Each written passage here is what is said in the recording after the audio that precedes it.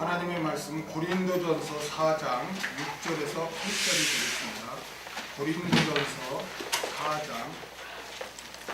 6절에서 8절 말씀.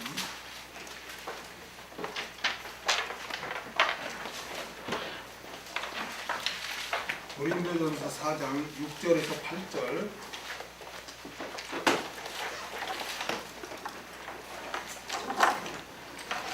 우리 한 절씩 교독하겠습니다.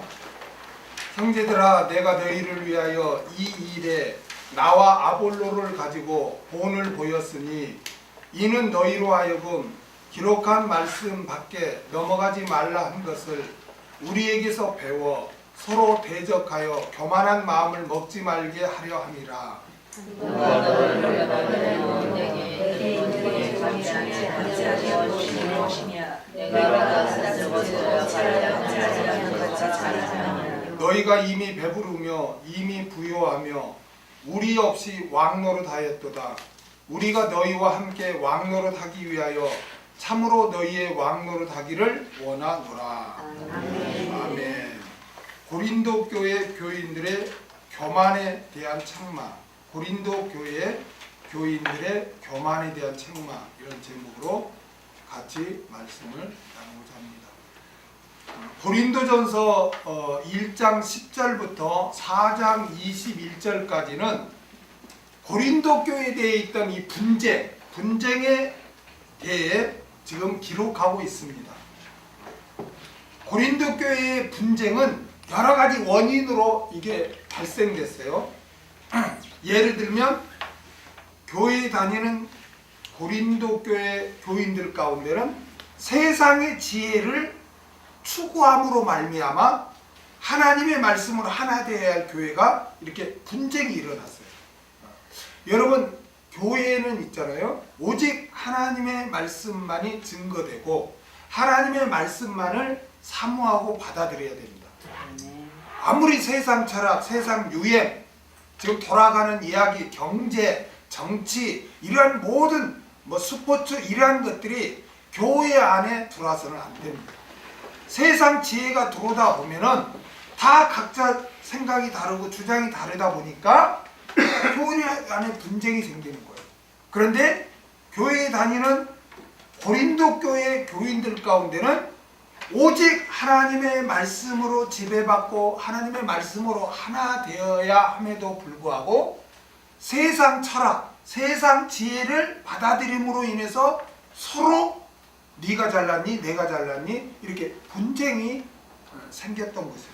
그리고 또 하나는 뭐냐면은 사역자들을 추종함으로 분쟁이 생겼어요. 나는 아볼로파다, 나는 바울파다, 나는 게바파다, 나는 그리스도파다, 나는 누구파다 이렇게 하면서 사역자들을 추종함으로 인해서 또 이렇게 분쟁이 발생했던 것입니다.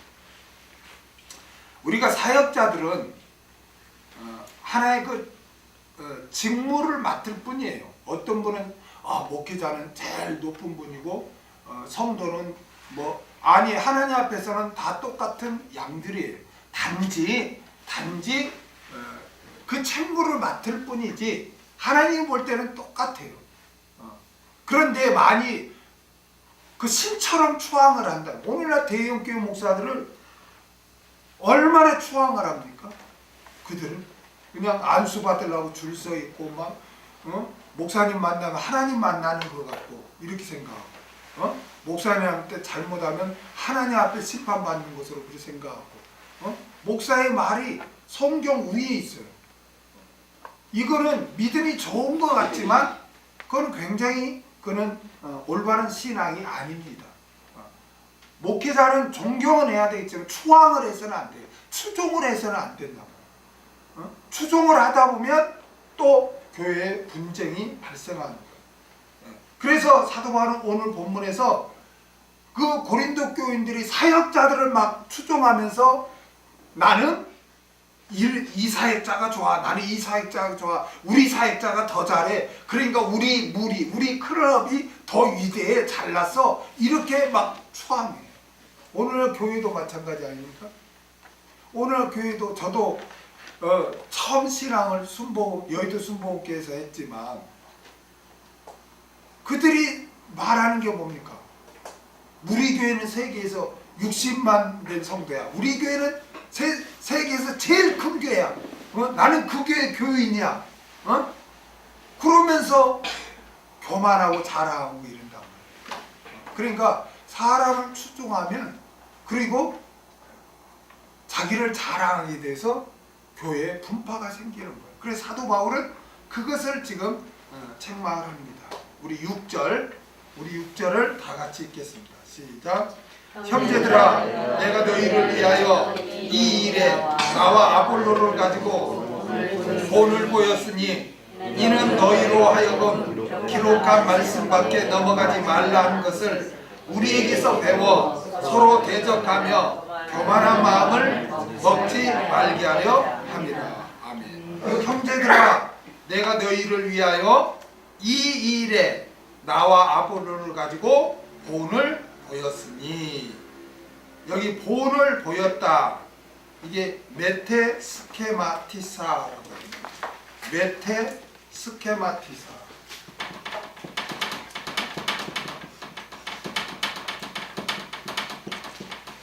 본을 보였다. 이게 뭐 어떤, 내가 너에게 본을 보였다. 우리 개혁 성경은 본을 보였다 이 말인데, 이 단어의 뜻이 적용하다. 적용하다. 내가 적용했다 이 말이에요. 적용했다.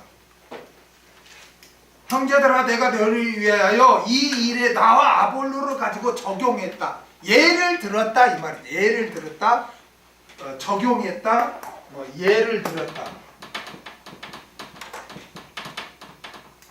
그런 뜻이에요.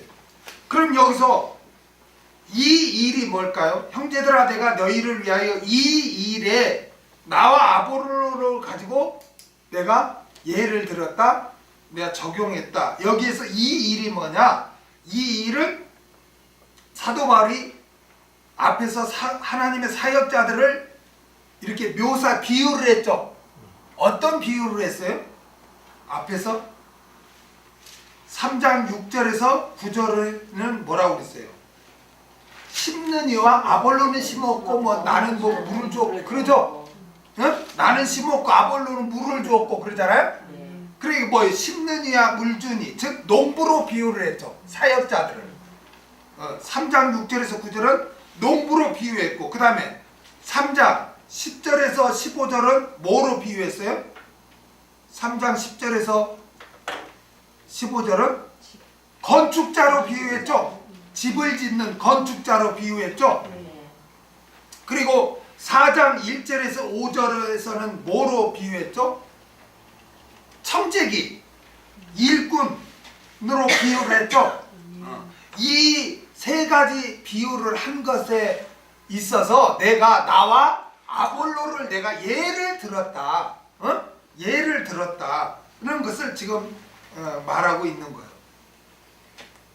그러므로 사도 바울이 고린도 교회 교인들에게 이 일에 나와 아볼로를 가지고 본을 보였다는 말씀은 내가 앞에서 하나님의 사역자들을 농부로, 건축자로, 청지기로 비유했는데, 거기에 내가 비유했는데 거기에 나와 아볼로를 예를 들어서 했다, 적용했다 이 말이에요. 자, 여러분, 농부가 농사를 지을 때 어떻게 농사를 짓죠? 농부는 서로 경쟁 관계가 아니죠. 아니, 농부가 같이 밭에 가서 하는데, 나는 여기다 밭을 가고 돌을 고랑을 파고 우리 고구마 심읍시다 이렇게 했는데, 나 싫어, 거기다 나 나무 심을래 막 이러면은 그게 농사가 되겠습니까? 어떤 밭에 가서 우리 같이 이번에 여보 우리 가서 고구마 심읍시다, 여보 우리 가서 감자를 심읍시다 해야 그렇게 농사가 되는 거지. 여보 우리 고구마 심자? 거기다 대고 나는 사과나무를 심을 거야 뭘까 이렇게 하면은 그 농사가 되겠냐고.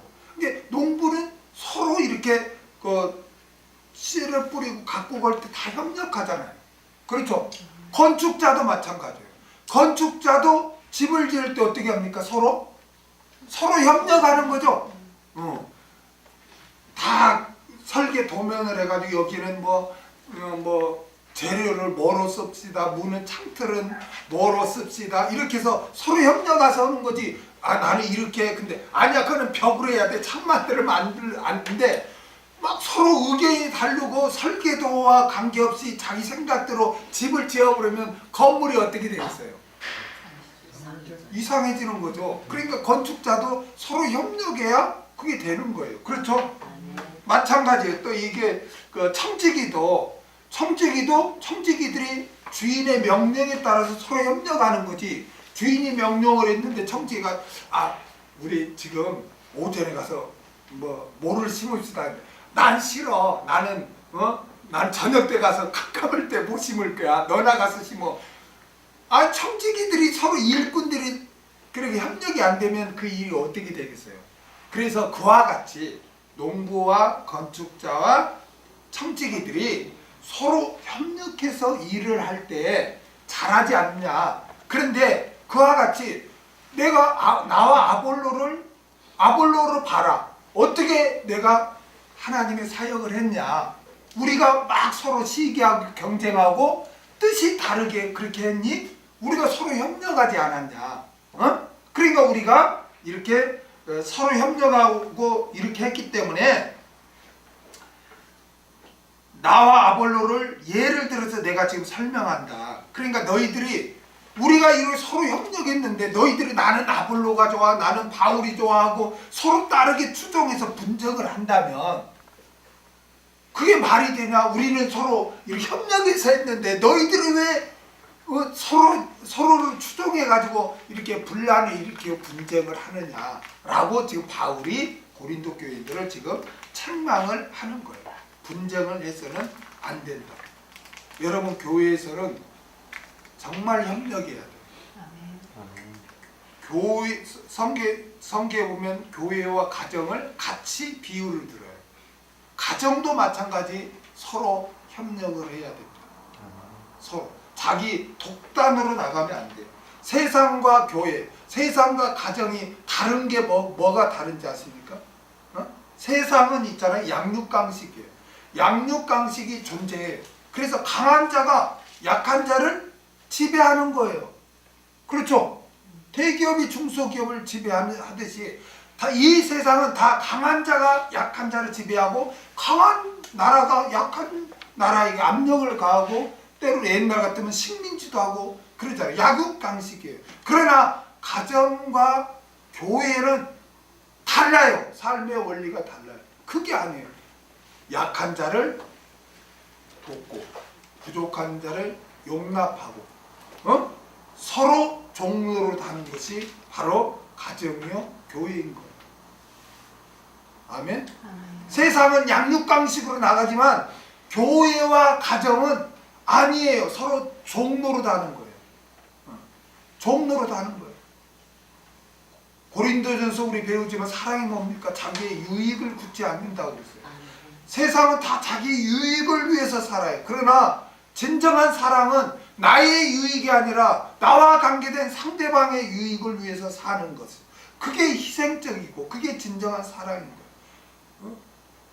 예수 믿기 전에는 우리가 이기적으로 살았다면 예수를 영접한 다음에는 이타적으로 살아야 돼요. 나는 온데가 안 되었고 주님을 위해서 나와 관계된 사람을 위해서 희생해야 돼. 희생해야 돼. 서로 종로로 다는 거예요. 그래야 가정이 하나 되고 교회가 하나 됩니다.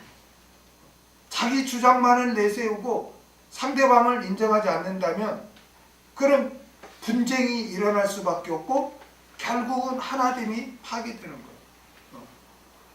교회와 세상은 다릅니다. 세상은 적자생존이에요. 적자생존이 뭐예요? 서로 시기하고 경쟁해서 그 환경에 그 회사에서 살아남는 자가 이기는 거예요. 그 환경에 적응하는 자, 살아남는 자, 시기 경쟁해서 이기는 자만 살아남는 게 적자생존 아닙니까? 예수님은 십자가에 자신의 생명을 내어줌으로 말미암아 우리를 구원시켰고 사랑으로 하나 된 거예요. 십자가에 죽는 게 세상으로 볼 때는 정말 바보 천치 같죠. 그렇죠? 아니 하나님이라면 이것들 예수 안 믿어? 심판해버리고 예수 믿어? 천국이고 이렇게 하면 되는데 그 전능하신 하나님이 정말 세상적으로 볼 때는 연약하게 아무 기력 없이 십자가에 매달려서 죽는단 말이에요. 그런데 그 십자가의 죽음으로 온 인류를 구원시키잖아요. 아멘. 사랑으로 정복하잖아요. 아멘. 예수님 앞에 다 무릎을 꿇잖아요. 아멘. 여러분도 우리 교회도 마찬가지예요. 가정도 마찬가지예요. 아, 내가 지면 상대방이 내 남편이, 내 아내가, 내 자식이, 내 부모가 우습게 보고 깔보고 내가 이렇게 하면 당연히 그런 줄 알고 그래서 나는 뭐 안 그럴 거야. 뭐 그러면 어떻습니까? 내가 사랑하는 자에게 내가 지는 게 그 좋은 거 아니에요? 그러나 진정한 사랑은 누구나 다 알 수 있게 돼 있는 거예요, 여러분. 그렇기 때문에 교회에서는 누구를 추종하고 분쟁해서는 안 되는 거예요. 항상 나를 낮추고 상대방을 섬겨서. 그래서 교회와 가정은 항상 하나됨을 추구해야 되는 거예요. 아멘. 자존심을 내세우는 것이 아니에요. 예수님이 자기를 따르는 자들에게 제일 먼저 요구한 게 뭡니까? 자기를 부인하고 자기 십자가를 지고 나를 쫓으라. 자기를 부인하라. 자기를 부인하고 자기 십자가 저라는 거예요. 너 죽어라 이거예요. 정과 욕심 다 죽어라. 자기를 부인하라는 거예요. 나는 온데간데 없어요. 죽은 자가 무슨 원망불평이 어디가 있습니까? 죽은 자가. 왜 그렇게 원망불평이 많고 왜 나를 안 알아주냐고 아둥바둥대고 합니까? 내가 살아서 그래요. 내가 살아서. 내가 살았기 때문에 그런 거예요. 사도 바울은 나는 매일 죽노라 고백하잖아요.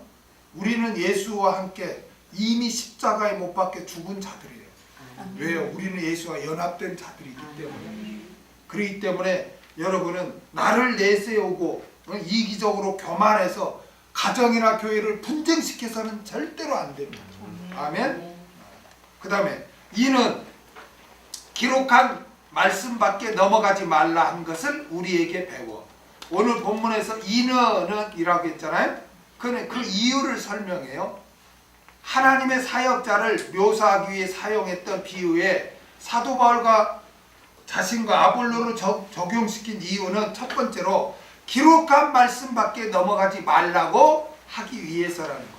여기서 기록한 말씀이 무엇이냐에 대해서 여러 가지 의견이 있지만 전체적인 문맥으로 보면 좁게는 사도 바울이 전한 말씀이고 넓게는 구약 성경을 포함한 하나님의 말씀 전체를 가리킵니다. 기록한 말씀밖에 넘어가지 말라는 게 무슨 뜻입니까? 고린도 교회 교인들은 자기가 좋아하는 사역자들을 자랑하고 추종함으로 말미암아 분쟁을 일으켰던 거예요. 그런데 성경에는 하나님의 사역자는 하나님의 말씀에 따라 대해야 된다. 막 신처럼 해서도 안 되고 그렇게 해서는 안 된다. 하나님의 말씀 안에서 벗어나서 인간적으로 막 이렇게 추종해서는 안 된다는 거예요. 사역자들은. 그래서 그게 말씀밖에 넘어가지 말라는 거예요. 그렇기 때문에 여러분 뭐든지 하나님의 말씀 안에서 여러분 형제를 대해야 됩니다. 아멘.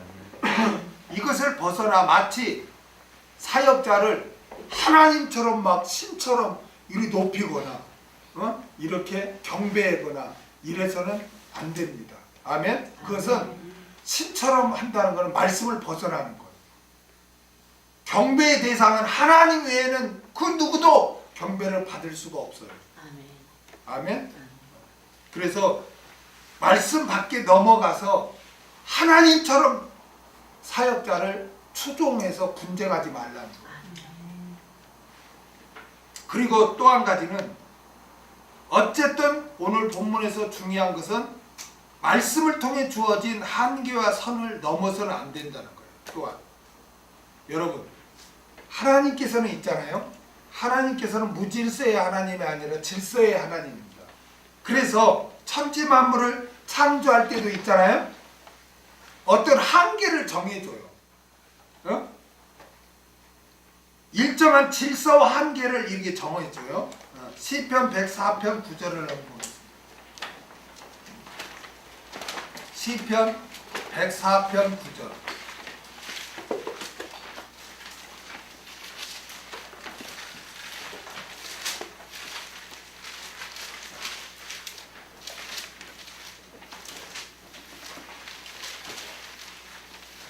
읽겠습니다. 시작. 주께서 물의 경계를 정하여 넘치지 못하게 하시며 다시 돌아와 땅을 덮지 못하게 하셨나이다.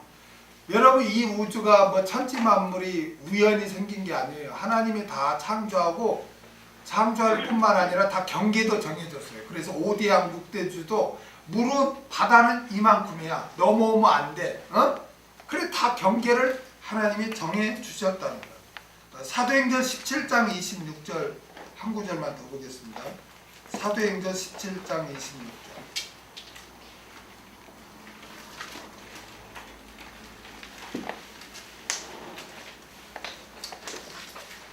같이 읽겠습니다. 시작. 인류의 모든 족속을 한 혈통으로 만드사 온 땅에 거하게 하시고 저희의 연대를 정하시며 거주의 경계를 하나 하셨습니다. 아멘.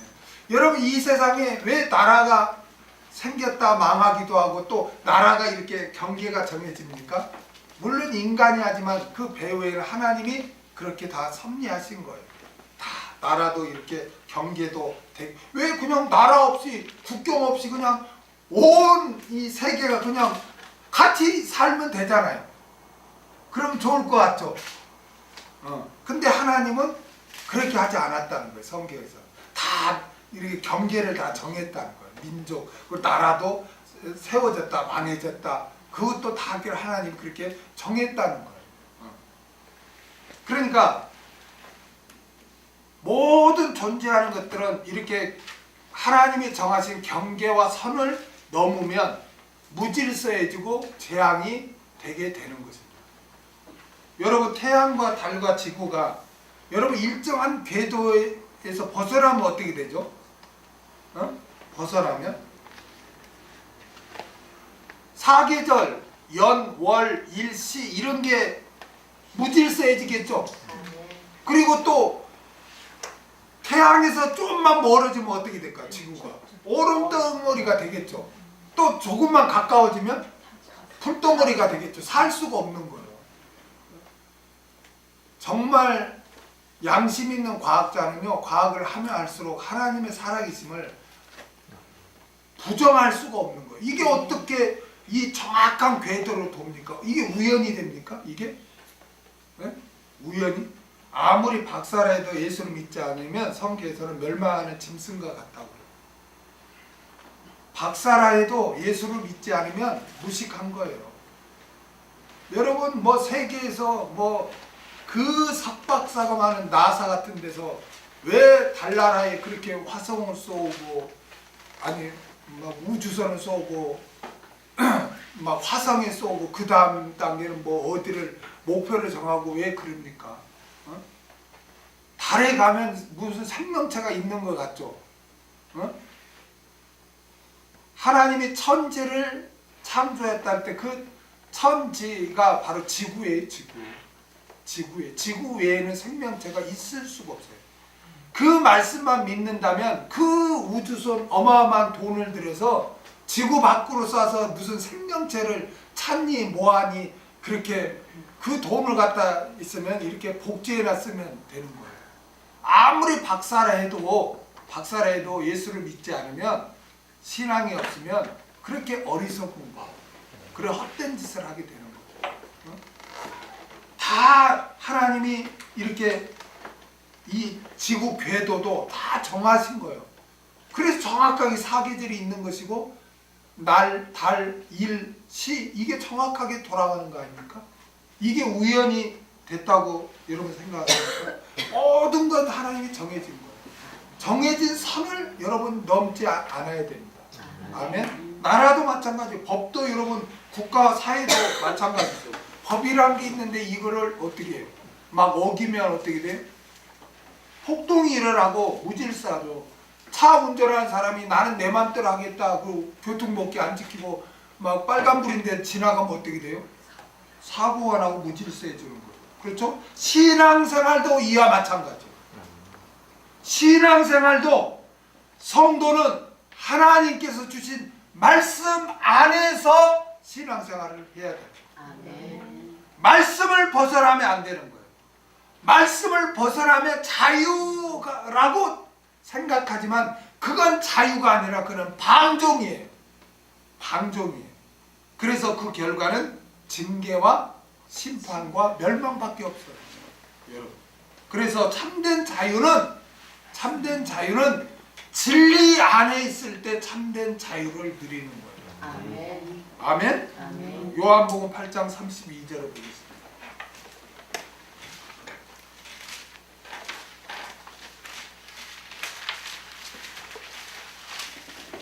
요한복음 8장 32절 같이 읽겠습니다. 시작. 진리를 알지니 진리가 너희를 자유케 하리라. 아멘. 여러분 진리 안에 있을 때 우리가 참된 자유를 누리게 되는 줄로 믿습니다. 아멘. 여러 범죄자들이 그런 말 하잖아요. 어떤 그 범죄자는 이렇게 경찰에 잡혀가지고 감옥에 가면서 인터뷰를 하니까 첫 마디가 보니까 이 너무 한편 너무 마음이 편하다는 거예요. 잡혀. 그런 도망다닐 때는 다리도 뻗지 못하고 잤다는 거예요. 항상 두려움과 염려와 걱정 그때. 여러분 진리 안에서 벗어나면 양심의 책망과 하나님의 징계 심판이기 때문에 참된 평강을 누릴 수가 없어요. 그렇기 때문에 말씀 밖에 넘어가면 안 돼요. 아멘. 사도 바울은 이는 기록한 말씀 밖에 넘어가지 말라는 것을 우리에게 너희가 배우지 않았냐. 우리가 어떻게 가르쳤냐. 성경에서 뭐라고 말하냐. 다만 누구만 경배하라? 하나님만 경배해라. 마태복음에도 그 말에서 다만 주께 경배하라. 신명기에도 다만 하나님께만 경배해라. 오직 경배의 대상자는 하나님이라고 하지 않았냐. 그런데 너희가 사람을 하나님처럼 경배하고 추종한다면 그건 말씀 밖에 벗어나는 거다. 어? 이게 말씀을 벗어나지 말라. 하나님만 경배하고 사람을 추종하지 마라. 라고 바울은 지금 단호하게 지금 고린도 교인들에게 지금 추종하는 거예요. 사람을 추종해서 분쟁이 생기니까. 그래서 말씀 밖에는 넘어가지 말라고 그렇게 하십니다. 그 다음에 서로 대적하며 교만한 마음을 먹지 말게 하려 함이라. 사도 바울이 하나님의 사역자를 묘사하기 위해 사용했던 비유에 사도 바울과 자신과 아볼로를 적용시킨 두 번째 이유예요. 그것은 고린도 교인들이 서로 대적하며 교만한 마음을 먹지 않게 하기 위해서라는 거예요. 고린도 교인들은 자신이 좋아하는 사역자들을 추종하고 자랑함으로써 파당을 만들어서 서로 막 대적했어요. 우리 파가 더 위대해, 우리 파가 더 똑똑해, 지식이 더 많아 하고 서로 대적하고 서로 막 교만했어요. 그러나 아볼로와 바울은 어떻게 했습니까? 서로 그렇게 했습니까? 아니요. 그렇게 안 했어요. 서로 겸손히 존중하고 협력하고 하나가 돼서 사역을 했거든요. 그런데 너희들은 우리가 그 농부와 또 건축자와 또 이 청지기에 내가 비유한 것처럼 아볼로와 나를 비유한 것처럼 우리는 서로 경쟁하지 않고 겸손히 서로를 인정하고 서로를 존중하고 그렇게 사역을 하지 않았냐. 그런데 어찌하여 너희는 그렇게 서로 대적하며 그렇게 교만한 마음을 먹고 있냐.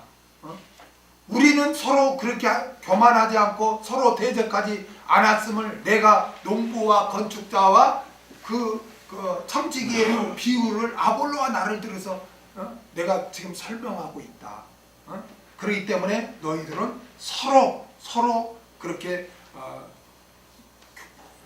경쟁하고 또 대적하며 또 자신들을 이렇게 교만하게 높여서는 안 된다라고 지금 바울이 이렇게 책망하고 있습니다. 여러분, 우리가 명심해야 될 게 있습니다. 그거는 뭐냐면은 교만은 마귀가 주는 마음이라는 거예요. 마귀가 주는 마음. 그러나 겸손은 하나님이 주는 마음입니다.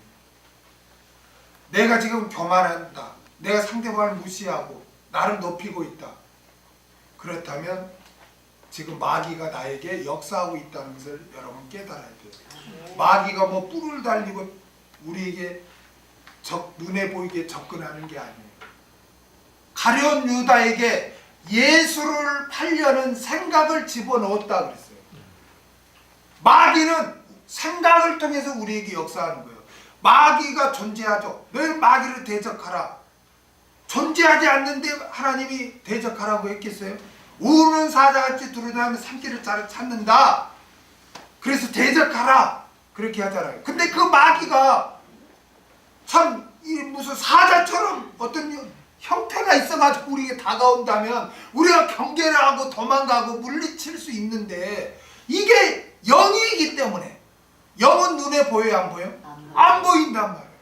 영이기 때문에 우리가 분간을 못해요.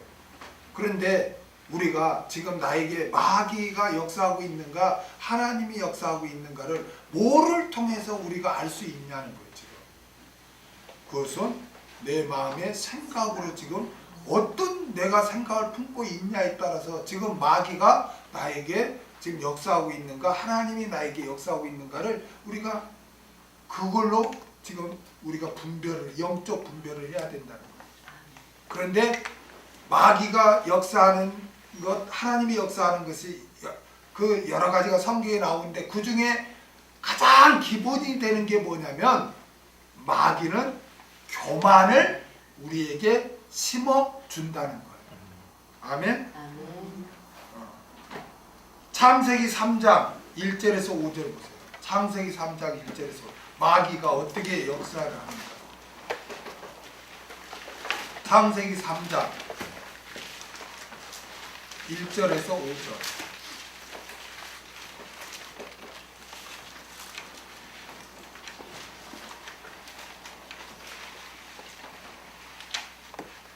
같이 읽겠습니다. 시작. 여호와 하나님이 지으신 들짐승 중에 뱀이 가장 존귀하더라. 뱀이 여자에게 물어 가르되 하나님이 참으로 너희들어 동산 모든 나무의 실과를 먹지 말라 하시더냐? 여자가 뱀에게 말하되 동산 나무의 실과를 우리가 먹을 수 있으나 동산 중앙에 있는 나무의 실과는 하나님이 말씀에 너희는 먹지도 말고 만지지도 말라 너희가 죽을까 하노라 하셨느니라. 뱀이 여자에게 이르되 너희가 결코 죽지 아니하리라. 너희가 그것을 먹는 날에는 너희 눈이 밝아 하나님과 같이 되어 선악을 알 줄을 하나님이 아심이니라. 아멘. 여러분, 마귀가 어떻게 인간에게 접근합니까? 하나님과 같이 된다. 피조물이 어떻게 창조주 하나님과 같이 됩니까? 어떻게 피조물이 창조주 하나님과 같이 돼요? 네가 선악을 알게 하는 나무를 먹으면, 과실을 먹으면 네가 하나님과 같이 된다. 그게 마귀가 사람에게 접근하는 방법이에요. 그게 교만이에요. 교만. 높이는 거예요. 자기를 높이는 거예요. 하나님과 같이 되려. 어떻게 해서 마귀가 됐죠? 원래 루시퍼죠. 원래 이름은 루시퍼죠. 그렇죠? 근데 이 루시퍼가 뭐라고 하죠? 뭐라고 자신이 정체를 드러내죠? 이사야 14장 12절에서 15절 보세요. 이 루시퍼가 어떻게 자기의 정체를 드러냅니까? 이사야 14장 이사야 14장 12절에서 15절 같이 읽겠습니다. 시작. 너 아침의 아들 계명성이 원문에는 루시퍼예요. 근데 계명성이라고 번역을 했네. 너 아침의 아들 루시퍼여 어찌 그리 하늘에서 떨어졌으며 너 열국을 엎은 자여 어찌 그리 땅에 찍혔는고 네가 내 마음에 이르기를 내가 하늘에 올라 하나님의 묵별 위에 나의 보좌를 높이리라. 내가 북극 지폐의 산 위에 자정하리라. 가장 높은 구름에 올라 지극히 높은 자와 비기리라 하도다.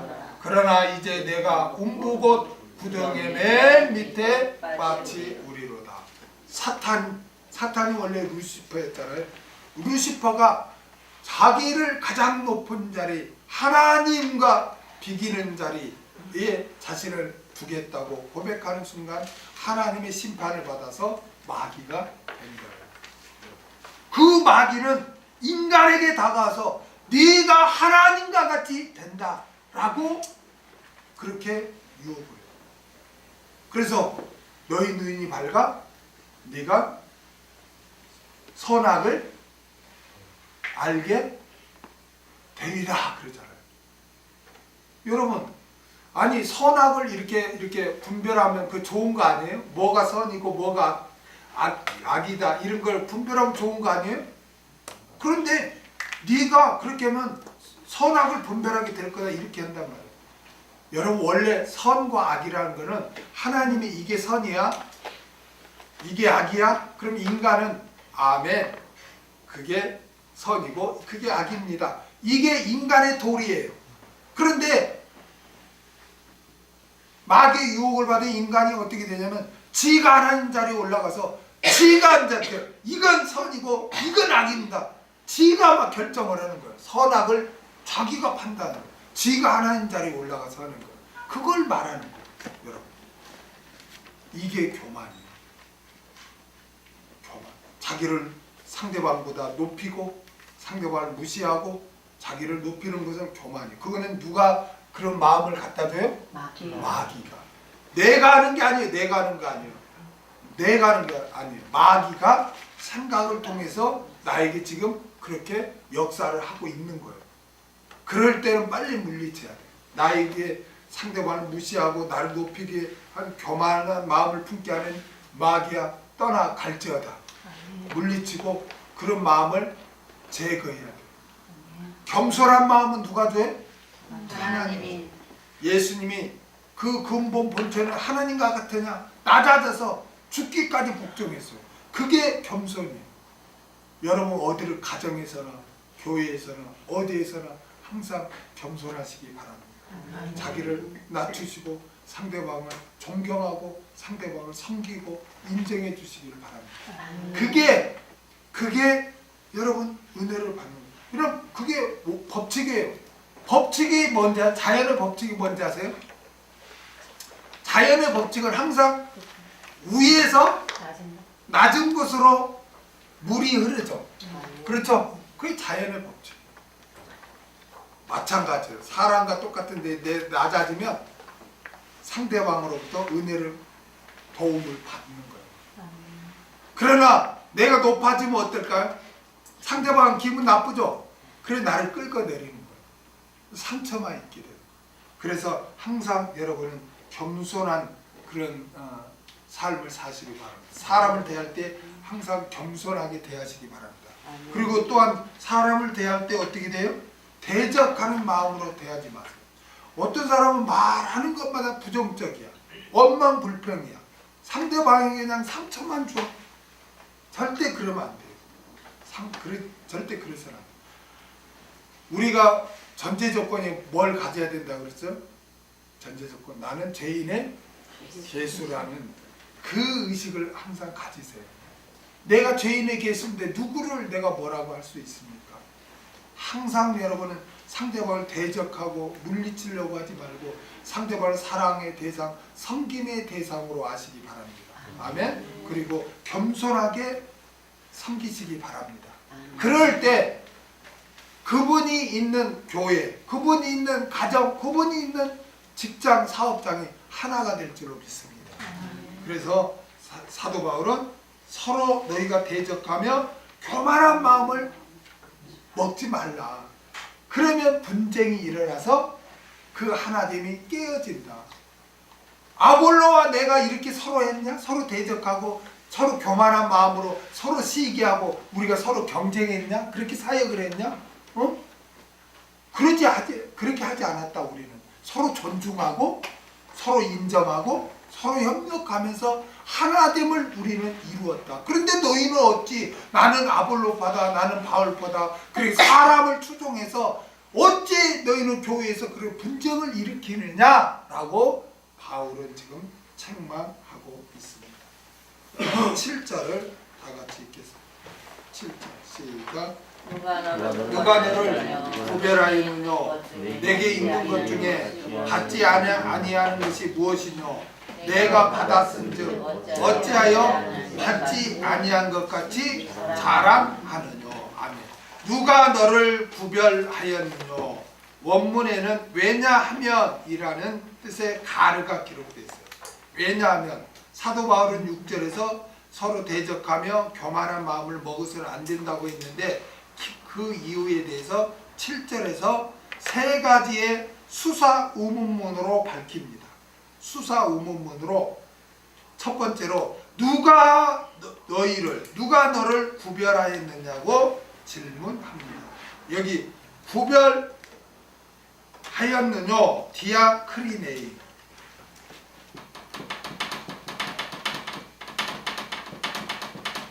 구별하였느뇨 디아크리네 이게 뭐냐면 갈라놓다는 뜻이에요. 갈라놓았느냐 갈라놓다. 그러니까 누가 너희를 갈라놓았느냐. 고린도 교인들은 자신이 좋아하는 사역자를 추장하며 지금 파당을 만들어 갈라져 있었죠. 이에 사도 바울은 누가 너희를 그렇게 갈라놓았느냐라고 수사 우문문을 통해서 고린도 교인들의 그 분쟁이 잘못됐음을 지금 지적하고 책망하고 있습니다. 여러분 마귀의 특징이 뭔지 아세요? 마귀의 특징은요 하나됨을 깨트리는 거고요 하나님의 역사는요 하나됨을 이루는 거예요.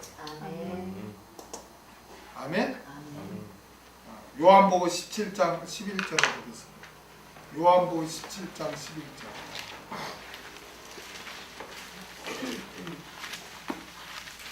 요한복음 17장 11절.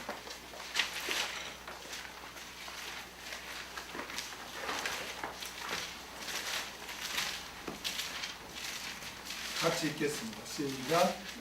나는 세상에 더 있지 아니하오나 저희는 세상에 있사옵고 나는 아버지께로 가옵나니 거룩하신 아버지여 내게 주신 아버지의 이름으로 저희를 보존하사 우리와 같이 저희도 하나가 되게 하옵소서.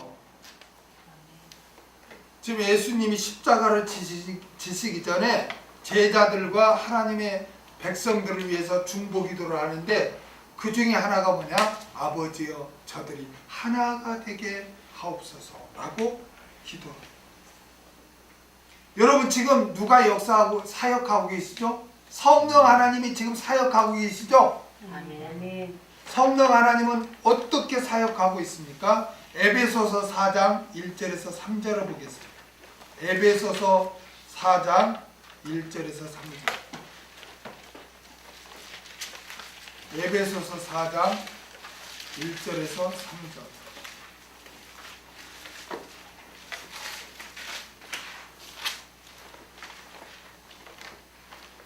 읽겠습니다. 시작.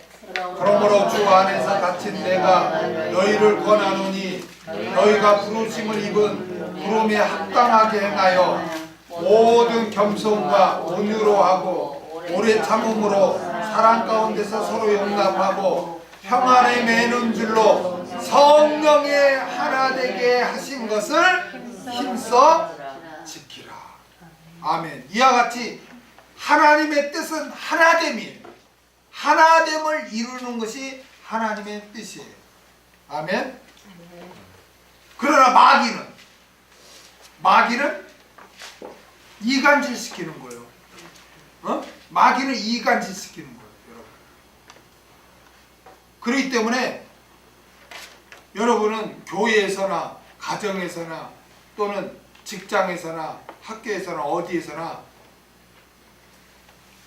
이렇게 내가 어떤 하나됨을 막 이렇게 깨트리거나 그러한데 내가 앞장서서는 안 되고 거기를 따라가서도 안 돼요. 아멘? 이렇게 하나됨을 깨어지게 하고 이럴 때는 여러분 절대 그런 일에 동참해서는 안 돼요. 그냥 잠자고 그래 뭐 잘못된 것이 죄와 뭐 동참하라는 게 아니고 하나됨을 깨트리는 일에 여러분이 참여해서는 안 된다. 얼마나 오늘날 가정이 파괴가 되고 교회가 막 깨지고 그러한 일이 얼마나 많이 발생합니까? 하나님의 뜻은 하나됨이에요. 아멘? 아멘. 그래서 그 하나됨을 이루는데 우리는 힘써야 되는 거예요. 그 도구가 돼야 돼요. 내가 희생이 되더라도 하나됨을 이룬다면 기꺼이 희생을 해야 돼요. 아멘? 내가 안 죽으려니까 하나됨을 깰 수 있거든요. 내 주장을 내세우기 위해서. 근데 하나님의 뜻은 하나됨을 이루는 거라요. 지혜로운 자는 어디를 가든 늘 하나됨을 이루기 위해서 자신이 희생하고 양보하고 그렇게 하는 자가 정말 지혜로운 자고 그런 자에게 하나님이 역사하고 은혜를 줘요. 귀하게 또 사용하시고. 그래서 항상 여러분은 어떤 하나됨을 깨트리는데 그런 도구로 쓰임받지 않아야 돼요. 하나됨을 깨트리는데 동참해서는 안 되는 거예요. 항상 하나됨을 힘쓰는데 여러분은 그렇게 힘쓰시길 바랍니다. 아멘? 사도 바울은 누가 너희를 그렇게 갈라놓았느냐? 누가 그랬냐? 내가 그랬냐? 아볼로가 그랬냐? 하나님이 그랬냐? 근데 왜 너희들이 그렇게 분쟁을 하고 지금 갈라져서 그렇게 서로 하냐라고 바울은 지금 고린도 교인들을 향해서 책망하고 있습니다. 그 다음에 내게 있는 것 중에 받지 아니하는 것이 무엇이뇨? 두 번째로 사도 바울은 내게 있는 것 중에 받지 아니하는 것이 무엇이뇨? 라고 수사오문문으로 또 질문을 합니다. 여러분, 우리의 가진 것 모든 것은 다 하나님께로부터 받은 줄로 믿습니다. 아멘. 아멘? 아멘. 육신의 생명도 하나님으로부터 받았어요. 여러분이 아무리 운동을 하고 아무리 뭐 보험을 들고 뭘 해도 하나님이 그 생명 데려가면 떠나는 거예요. 하나님이 다 허락한 거예요. 그 어떤 내가 병원에 있으면서 빨리 죽어야 되는데 자식들한테 짐이 돼 있는데 그냥 빨리 죽어야 되는데 맨 그 소리에서 내가 그래서 할머니 마음대로 그렇게 되는 게 아니에요. 다 하나님이 다 생명도 주의 것이고 하나님이 오라 해야 가는 거지 내 마음대로 가고 오고 그렇게 할 수 있는 게 아니에요. 그러니까 감사하시고 남은 생의 기간에 그냥 이거 왜 내가 안 죽지 왜 이렇게 그냥 시간이 안 가지 그러지 말고 어떻게 하면 더 좋은 일을 할까 어떻게 하면 이렇게 값어치 있게 보낼까 이런 생각을 하세요. 그리고 예수님 영접하세요. 그렇게 증거했습니다. 여러분 육신의 생명 남은 때가 가족 하나님이 다 주신 거예요. 아멘? 하나님이 주셨어요. 아이고 저 꼴도 보기 싫은 저 남편을 하나님 주셨어요. 아이고 저 그냥 고집불통 시어머니를 하나님이 주셨어요. 다 주셨어요. 우리는 이 세상의 훈련소예요.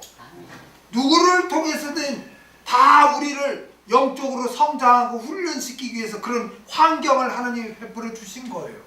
거기서 원망불평하지 말고 거기서 훈련 잘 받고 성화하다 천국 가면 되는 거예요. 이 땅의 건 영원한 거 아니에요. 하나님이 다 주권을 가지고 그렇게 섭리하고 여러분을 그런 환경으로 인도하시는 거예요. 그래서 범사에 감사하라는 거예요. 아멘. 다 하나님이 주셨어요. 일터, 사업자 하나님이 다 주신 거예요. 여러분이 하는 것 같죠? 아니요, 하나님이 다 주셨어요. 재물, 재능 하나님이 다 주셨어요. 이런 세상 것뿐만 아니라 믿음 하나님이 주셨어요. 여러분이 내가 그래 천지창조한 거 내가 금식하고 내가 믿어야지 하고 믿습니다. 노력해서 여러분 믿습니까? 그냥 믿음을 선물로 받으니까 믿어지는 거예요. 어떻게 천의 몸에서 예수님이 태어납니까? 잉태됩니까? 그게 인간의 이성으로 내가 노력 금식 3일하고 내가 믿어야지 기도 일주일하고 믿어야지 그래서 믿었습니까? 당연하게 믿어진 거예요. 왜요? 믿음을 선물로 받았기 때문에. 아멘? 죄사함도 선물로 받았어요. 그렇죠? 영생도 선물로 받았어요. 직분도 선물로 받았고 우리 안에 계신 성령님도 우리가 은혜로 받았어요. 그렇죠? 그와 마찬가지로 하나님의 사역자도 받은 거예요. 받은 거예요. 너희가 나는 누구가 더 좋아 누가 더 잘해 하고 막 추종해갖고 싸우는데 야 그 사역자들도 너희들이 내가 주지 않으면 어떻게 사역자들이 있냐? 너희 받지 않은 거 뭐냐? 사역자도 다 너희가 나한테 받았어. 근데 왜 너희가 그걸 모르고 추종해가지고 분쟁하냐 이거예요. 나한테 받지 않은 게 뭐냐? 라고 지금 바울은 하나님을 지금 인용해서 책망을 하고 있는 거예요. 다 받았다. 사역자뿐만 아니라 모든 걸 다 받았다. 하나님이 주셨다. 그럼 내가 어떻게 해야 되냐? 하나님께 영광 돌리고 하나님을 올바로 말씀 안에서 섬겨야 하지 않냐? 라고 바울은 책망한 거예요. 여러분이 물론 노력해서 뭘 성취한 거 있을 것입니다. 그러나 내 재능이 있어서 다 그래요.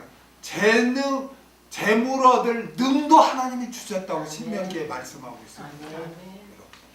모든 것 다 하나님이 주셨음을 여러분 기억하고 오직 하나님께만 영광 돌려야지 왜 사역자들에게 영광 돌리고 그들을 신처럼 추종하냐 이거예요. 바울은 지금 그 사역자들이 뭐 하늘에서 뭐 아니 어디서 불뚝 튀어났냐? 다 내가 준 거다. 너에게 보낸 거다 이거예요. 여러분이 저를 만난 것도 하나님이 저를 여러분에게 보내준 거예요. 또 저도 여러분을 만난 것도 하나님이 여러분을 저한 이 수원성경교회 지체가 되게 해주었기 때문에 이렇게 저도 또 여러분을 만나게 된 거예요. 이게 여러분이 한 10년 전에 20년 전에 그래 수원성경교회에 내가 가야 되겠다 그렇게 생각하고 계획을 세워서 온 분 어디가 있습니까? 전혀 어디 있는지도 몰랐고 김경태가 누구라는 사람도 몰랐고 다 그래요. 그런데 어쩌다 보니까 내가 여기에 있네. 다 하나님이 주신 거예요. 아멘. 그러니 얼마나 서로 감사해야 돼. 하나님께 영광 돌려야지. 왜 모든 걸 주신 하나님은 온데간데 없고 사람한테 그 뭐 사역자를 신처럼 추종하냐 이거예요. 너희가. 그래서 왜 그런 분쟁을 하냐 이거예요. 네가 잘났냐 우리가 잘났냐고. 지금 사도 바울은 책망합니다. 그 다음에 내가 받았은즉 어찌하여 받지 아니한 것 같이 자랑하느냐. 세 번째 내가 받았은즉 어찌하여 받지 아니한 것 자랑하느냐 그렇게 질문합니다. 모든 것은 하나님께로 받았으면서도 어찌하여 하나님께로부터 받지 아니하고 너희 스스로가 가진 것처럼 그렇게 자랑하고 있냐는 거예요. 교만하게 자랑하고 있느냐.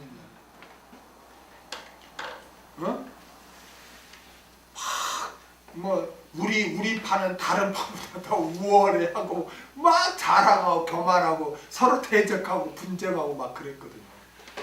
너희가 받았어 그 사역자들도. 근데 어찌 받지 않은 것 같이 내가 교만하게 그렇게 내가 잘났니 어쩌냐고 자랑하냐고 그렇게 사도 바울은 지금 책망합니다.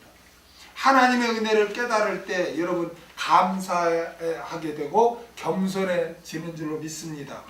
그러나 하나님의 은혜를 망각하는 순간 자기를 자랑하고 교만하게 되는 거예요.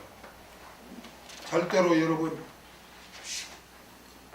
항상 하나님의 은혜를 기억하시기 바랍니다. 아멘. 사도 바울이 참 나는 물론 다른 분들도 사도 바울을 참 이렇게 멋있게 보지만 나도 참 이 신앙 고백하는 거 보면 모두 성령께서 그렇게 하셨겠지만 이런 말씀을 읽으면은 막 찌릿찌릿 막 감동이야. 고린도전서 15장 10절 한번 보겠습니다.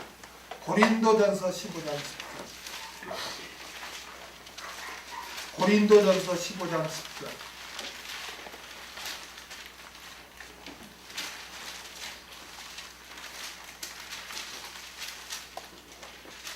같이 읽겠습니다. 시작.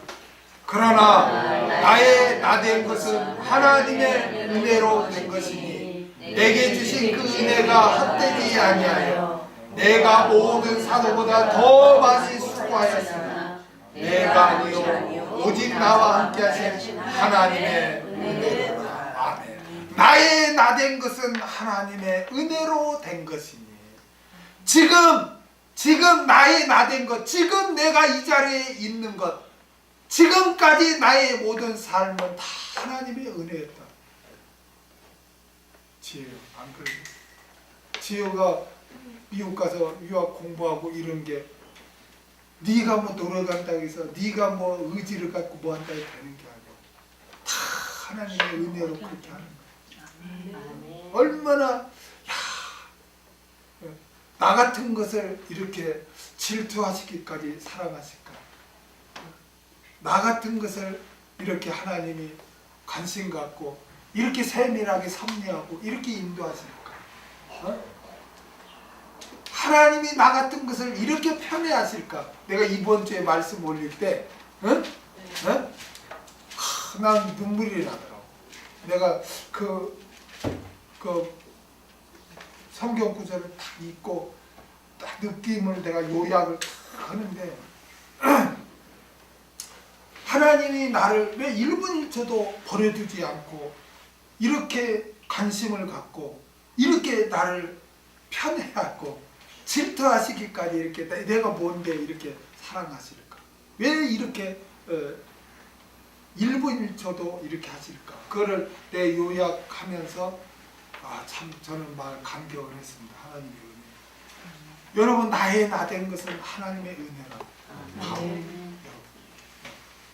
그렇기 때문에 우리도 나의 나된 것은 하나님의 은혜라는 걸 늘 기억하고 자랑하거나 교만하지 말고 겸손하게 삽시다. 아멘. 8절을 다 같이 읽겠습니다. 8절 시작. 너희가 이미 배부르며 이미 부유하며 우리 없이 왕노릇하였도다. 우리가 너희와 함께 왕노릇하기 위하여 참으로 너희와 왕노릇하기를 원하노라. 우리나라 말인데도 읽어놓고도 뭔 소리인지 몰라. 그렇죠? 네. 너희가 이미 배부르며 이미 부유하며 우리 없이 왕노릇하였도다. 배부르며 부유하며 왕노릇하는 상태는 언제 성취됩니까? 언제 성취됩니까? 이러한 일이? 예? 어? 왕노릇은 언제 성취돼요? 천년왕국 때 성취되는 거예요. 그렇죠? 그런데 오늘 본문에 보니까 이미라고 하고 있어요. 천년왕국이 이루어지지 않았는데 고린도 교회 교인들은 이미 왕노릇하고 있다는 거예요. 이게 무슨 뜻입니까? 이것은 사도 바울이 고린도 교인들을 풍자하여 지금 책망하고 있는 거예요. 그들은 자신들은 완전한 자라고 지금 착각하며 자신들은 천년왕국에서 왕노릇할 것이라고 생각했던 거예요. 그들은 십자가의 도에 굳건히 서 있지 못하고 자랑하며 분쟁하는 자들이 자신들은 완전한 자들로서 천년왕국에서 왕노릇할 것이라고 착각하고 살고 있는 것을 지금 바울은 책망하고 있는 거예요. 천년왕국에서 왕노릇하며 영광을 누리기 위해서는 어떻게 해야 된다고 그랬어요? 어떻게 해야 된다고 그랬어요? 자기를 부인하고 자기 십자가를 지고 주를 쫓아야 되는 거예요. 고난을 달게 받아야 되는 거예요. 겸손하게 이웃을 섬기고 사랑의 삶을 살아야 되는 거죠. 말씀에 순종하는 삶을 살아야 돼요. 그러한 자들이 천년왕국 때 왕노릇하는 거예요. 그런데 고린도 교인들은 자기네들은 그냥 말씀에서 벗어나서 사람을 추종해가지고 서로 분쟁하고 싸우면서도 우리들은 다 천년왕국에 들어가서 왕 노릇한다고 그렇게 지금 그들은 자부하고 있었던 거예요. 그래서 사도 바울은 지금 그들을 너희가 이미 배부르며 이미 부유하며 우리 없이 왕 노릇하였도다 라고 지금 책망을 하고 있습니다. 여러분, 우리 그리스도인은 천년왕국에서 왕 노릇하는 소망을 가지고 이 땅에서 고난을 달게 받고 살아가며 삽시다. 아멘. 그 다음에 우리가 너희와 함께 왕 노릇하기 위하여 참으로 너희의 왕 노릇하기를 원하노라. 원문대로 직역하면 우리는 너희가 진정한 왕 노릇 하는 자가 되기를 원하고 우리도 너희와 함께 왕 노릇 하기를 원하노라 입니다. 원문대로 직역하면 우리 개혁성경은 좀 이상하게 이게 번역을 해놔서 이해가 잘 안 돼요. 여러분, 예수 그리스도께서 공중 강림하실 때 여러분 하나님의 사역자들이 예수 그리스도께 드리는 것이 뭔지 아십니까? 무엇인지 아십니까? 사역자들이 하나님의 약물인 성도들이에요. 하나님의 약물인 성도들을 예수 그리스도께 드리는 거예요. 데살로니가전서 2장 19절에서 20절. 데살로니가전서 2장 19절에서 20절.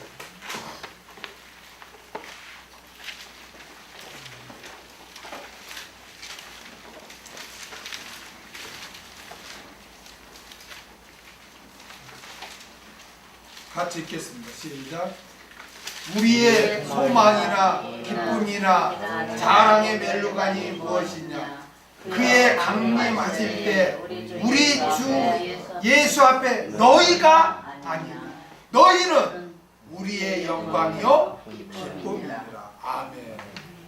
사역자들에게 있어서 약물이들 우리 잘 양육해서 하나님 앞에 이르게 드렸을 때 그것이 그 사역자들에게 있어서는 영광과 기쁨이에요.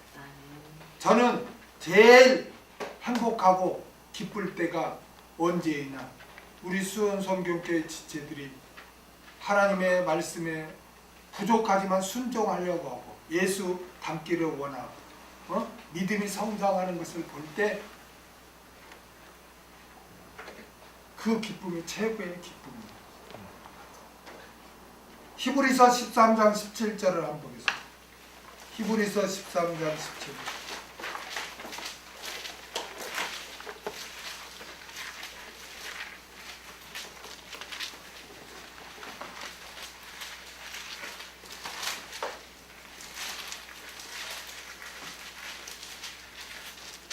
읽겠습니다. 시작. 너희를 인도하는 자들에게 순종하고 복종하라.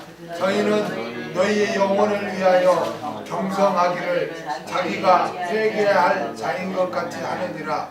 저희로 하여금 즐거움으로 이것을 하게 하고 근심으로 하게 말라.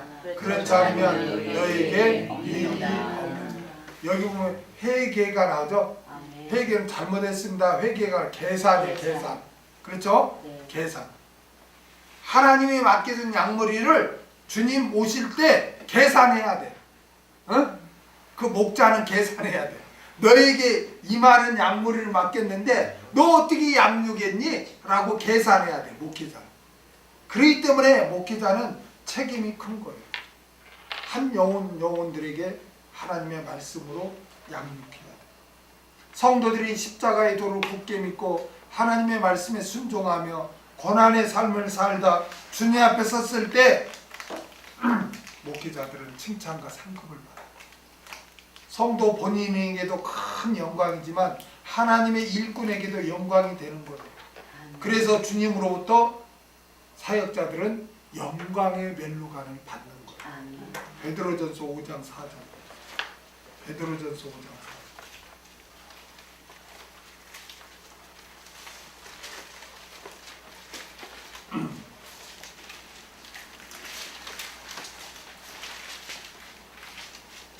같이 읽겠습니다. 시작. 그리하면 그리하면 목자당에 나타나실 때 시들지 아니하는 영광의 멸류관을 얻으리라.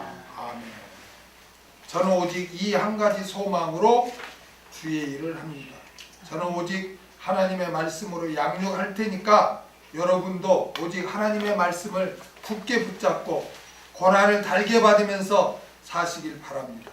그래서 우리 모두 예수 그리스도 앞에 서서 칭찬과 상급을 받고 천년왕국에서 왕노릇 합시다.